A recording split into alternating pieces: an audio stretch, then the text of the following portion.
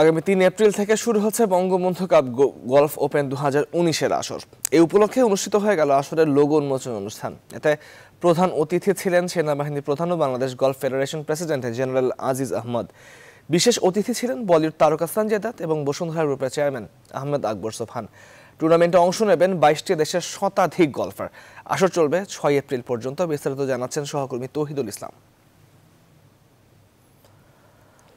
National bank লিমিটেডের পৃষ্ঠপোষকতায় আগামী ৩রা এপ্রিল থেকে শুরু হচ্ছে বঙ্গবন্ধু কাপ গলফ ওপেন 2019 আসর। আর এই উপলক্ষে অনুষ্ঠিত হয়ে গেল আসরের লোগো উন্মোচন অনুষ্ঠান। কুর্মিটোলা গলফ ক্লাবের ব্যাংকুয়েট হলে আয়োজন করা হয় এই অনুষ্ঠানের। দেশীয় সংস্কৃতি উপস্থাপনের মধ্য দিয়ে শুরু হয় জমকালো এই অনুষ্ঠান, যেখানে প্রধান অতিথি হিসেবে উপস্থিত ছিলেন বাংলাদেশ সেনাবাহিনী প্রধান ও বাংলাদেশ গলফ ফেডারেশনের প্রেসিডেন্ট জেনারেল আজিজ আহমেদ। আর বিশেষ অতিথি হিসেবে উপস্থিত ছিলেন বলিউডের মহাতারকা সঞ্জয় দত্ত।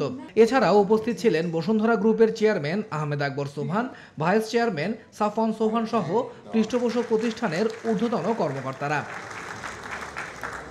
লোগো উন্মোচনের আগে শুভেচ্ছা বক্তব্য প্রদান করেন সেনাপ্রধান জেনারেল আজিজ আহমেদ ও Sanjay Dutta.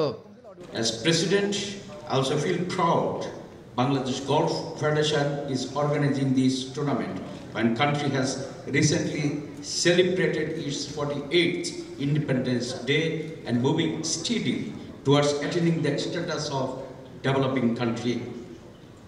My father and the father of the nation are pretty close friends, and Bangladesh has always been a very special place in the Dutt family. It's a very, very special place. And I want to thank everybody for calling me here. Rick and Ron, who are my brothers. Thank you. Thank you, Honorable Chief Guest. এরপরে logo উন্মোচন করেন অনুষ্ঠানে আগত বিশেষ অতিথিরা।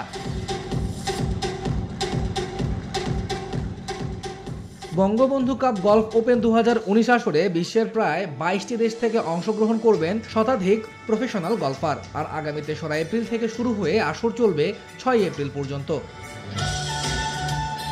তৌহিদুল ইসলাম, news 24, Dhaka.